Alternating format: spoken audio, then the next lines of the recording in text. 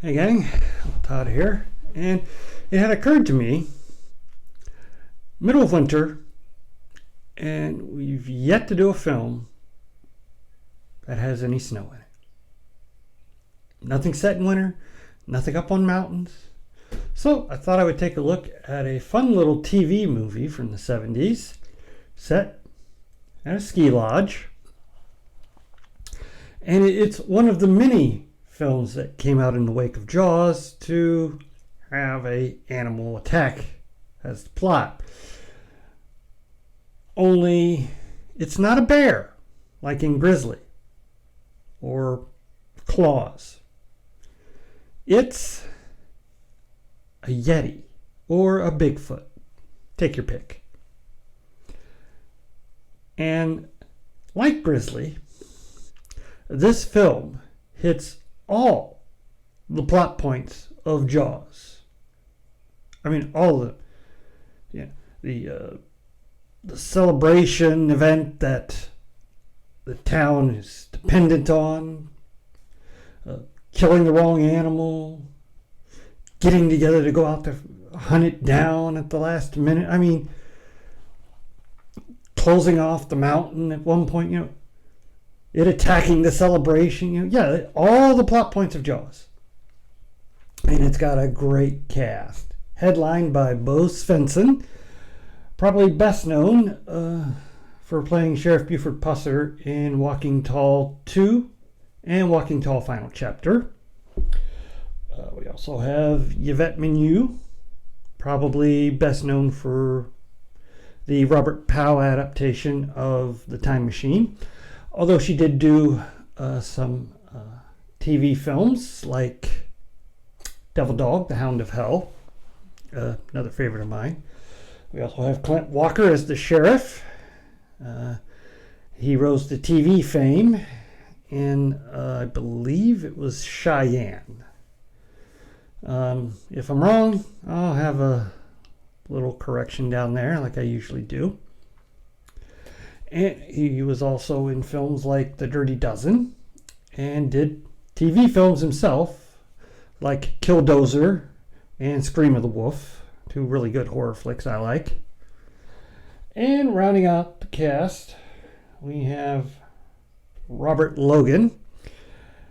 He is probably best known for The Adventures of the Wilderness Family, and Sylvia Sidney, who is probably best known to fans of Tim Burton films for her appearances in Beetlejuice and Mars Attacks. Well, at the start of the film, we have two skiers. They hear some things in the woods. One decides she doesn't want to stick around to do any more skiing, but the other skier, well, she's made of sterner stuff.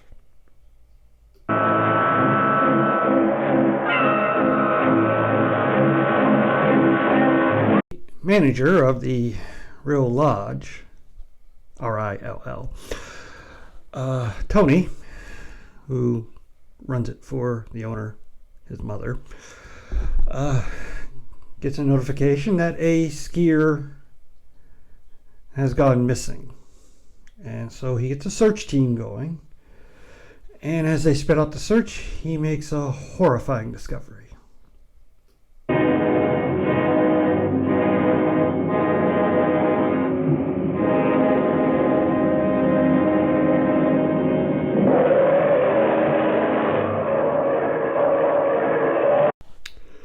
Going back to tell his mother about this, Tony wants to close off the entire mountain.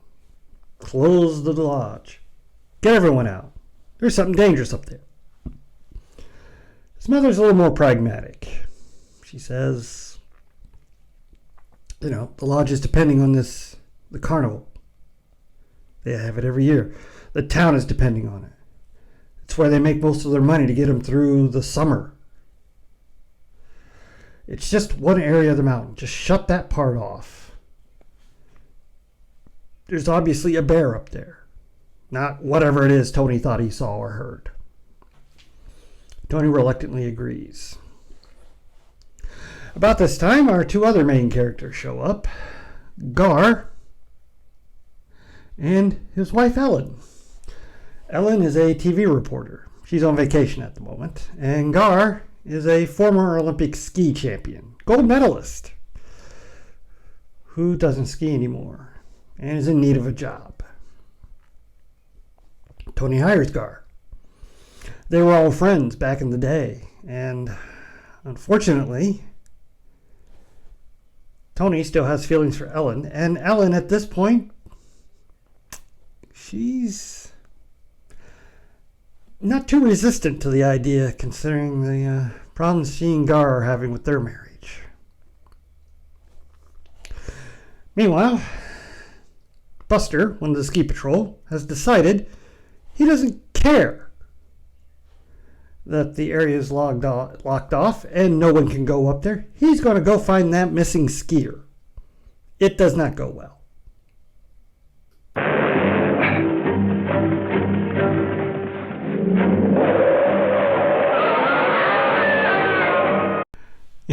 I kind of like how it cuts to red when it goes to commercial there. We'll see that again.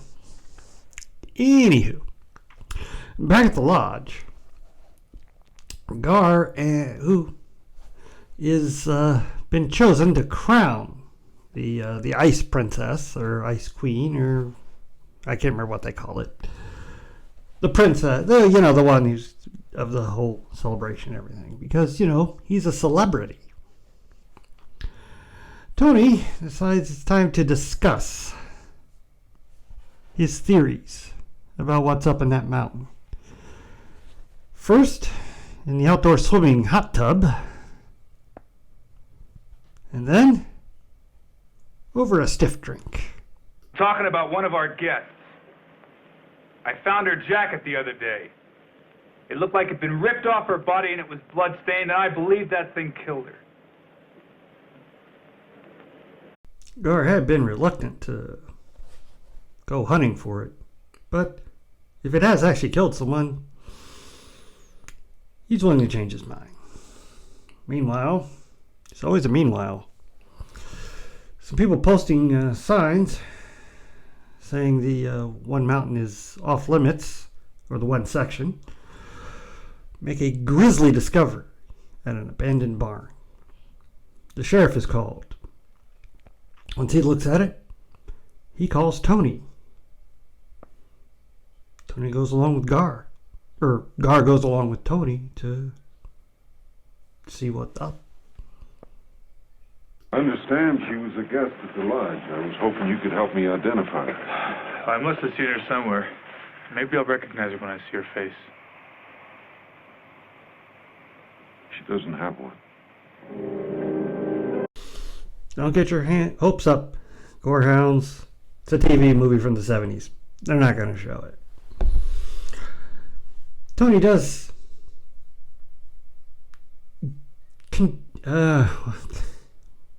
words. Take two.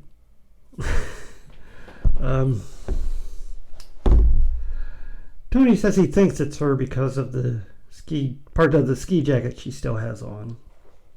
And then explains about how he had found it, and he had called the sheriff originally to talk to him about it, but the sheriff, of course, had been busy because he got called to the barn. Now, back at the lodge, when they'd first gotten notified about the sheriff wanting to see them, Ellen's reporter instincts kick in. And since she was going skiing anyways, she skis out there, where she notices some large tracks, which she follows. And then it gets reversed, and she's the one who gets followed.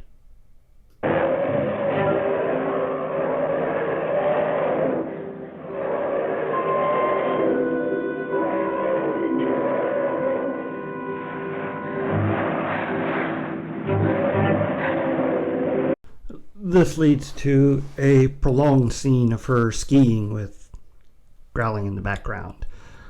It's one of the weak points of this film. Lots of footage of people skiing or riding snowmobiles. it's a good way to pad out the film, but it's boring after a while. But she manages to get away from it, because the next thing we know, that evening, it shows up during the crowning ceremony. Miles.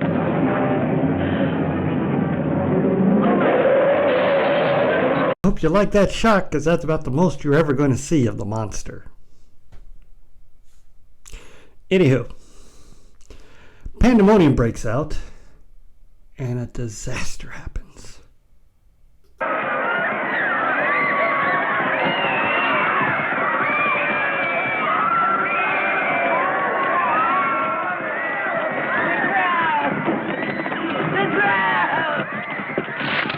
Not the crown! Oh, and Mrs. Rowe got injured when she fell, and the princess's mother was killed out in the parking lot by the thing when it couldn't get into the lodge. But the crown's the important part. Sadly, Sylvia Sidney's fall was not planned, and so the rest of her scenes couldn't be filmed, and she may have even been loaded into an actual ambulance that was filmed, because they show her getting into an ambulance or being loaded into one, and that might have been a real ambulance. We don't know. But she did suffer a real injury when she fell, and for that, that's too bad. After the pandemonium, Gar realizes Ellen hasn't come back from skiing. And so, for the first time in years, he puts on his skis to go looking for her. And we get a long montage of him skiing before he finds her at the abandoned barn, where they spend the night setting a fire in it, somehow, without the smoke choking them out. And Gar explains why he stopped skiing. I didn't want to be a has-been.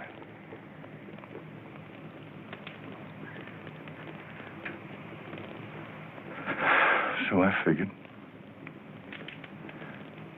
that by not skiing anymore, I'd stay on top. Well, after that bit of vulnerability, he and Ellen have discreet make-up sex off-screen. Well, it's implied they do. But all good idols must come to an end, and the monster attacks the next morning, and another discovery is made.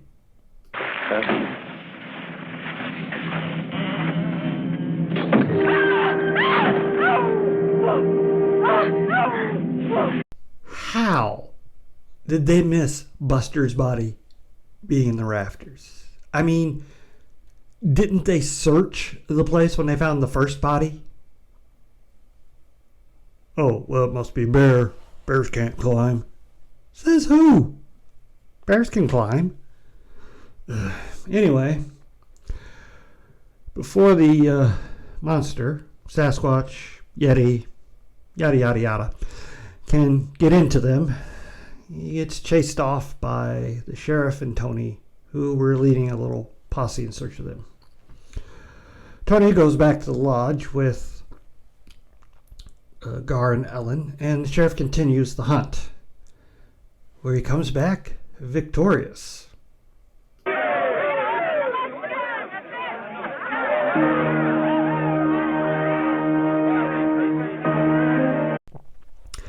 Yeah, they're kind of disappointed he shot a bear.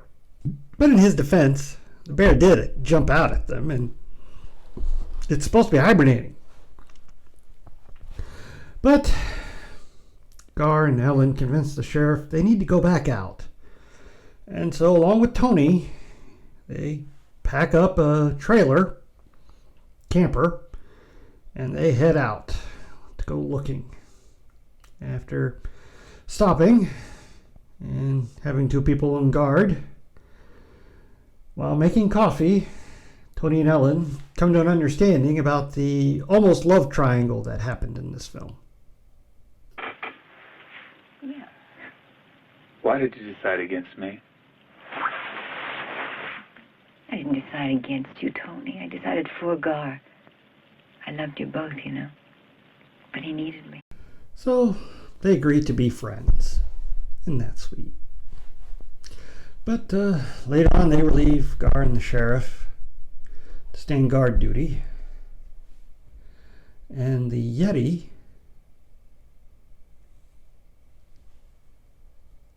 he gets a little clever.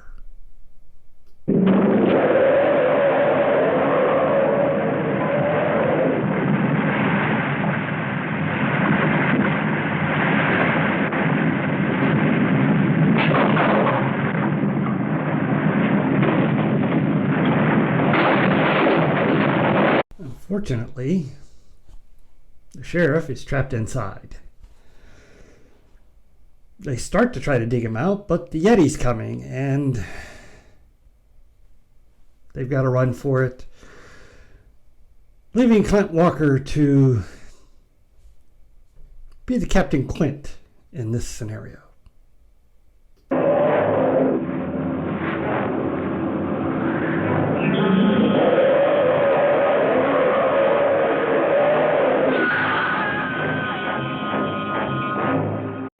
Told you, we'd be seeing that red flash again. Well, our three survivors run into the woods where they end up once again at the abandoned barn. But after some arguing, they decide they have to go back to get the skis and the rifles that are in the camper if they're going to survive. So they make it back. They get some of the skis. They get a pistol from the front of the cab when it shows up. Gets chased off by a couple of gunshots, so then Gar takes the pistol and heads out, finally cornering the beast and letting him have it.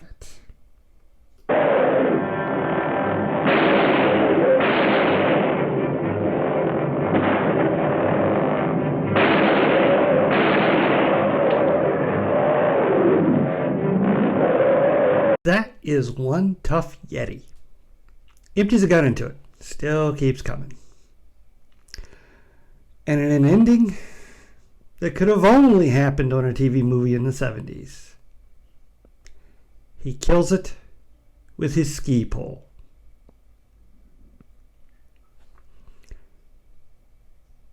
Never mind, there's only about this much before you get to the disc, I think, in a ski pole.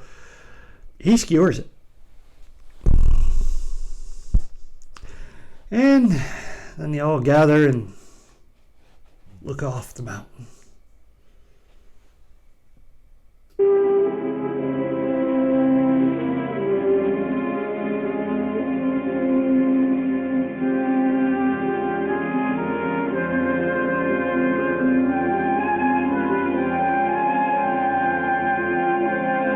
Gotta admit, that Yeti got some good distance on that slide when he died.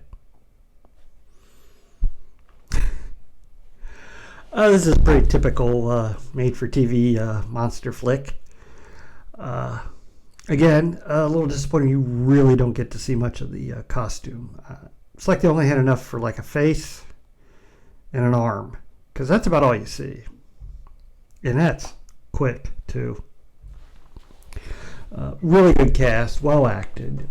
The love triangle aspect is very underplayed. I think there's only a couple of scenes that's even mentioned, and the resolution is rather uneventful, I should say. It's not really any dramatic tension with that. The actors playing Tony and Gar, they don't even argue. None of these things that you stay away from my wife, or she doesn't love you anymore. You know, none of that. It's just, and the reconciliation with Gar and Ellen, that's all kind of perfunctory. And it's just, yeah, I don't want to ski anymore because I was afraid I wouldn't be number one. Oh, you poor thing. Let's make up. And way too much footage of just skiing, snowmobiling. Eats up a lot of time, but doesn't build any tension or suspense. Except for when Ellen is tracking the Yeti and then gets chased by her. That's it. Other than that, it's just to eat up time. Yeah, the cast is what makes this film. Standard 70s TV cast of favorites that we've seen from like the 60s with Clint Walker and Yvette Menu, and of course actors that were becoming popular in the 70s like Bill Svensson and Robert Logan. And that's really the only thing to really recommend this. There's too many runnings to that barn. It's like they had rented it for a certain amount of time, so they were going to get their money's worth, because there's at least 5 scenes that take place there. They go to the barn. They discuss things. They leave. They get back to the barn. And the whole thing where there was a body up in the rafters the whole time. It's just...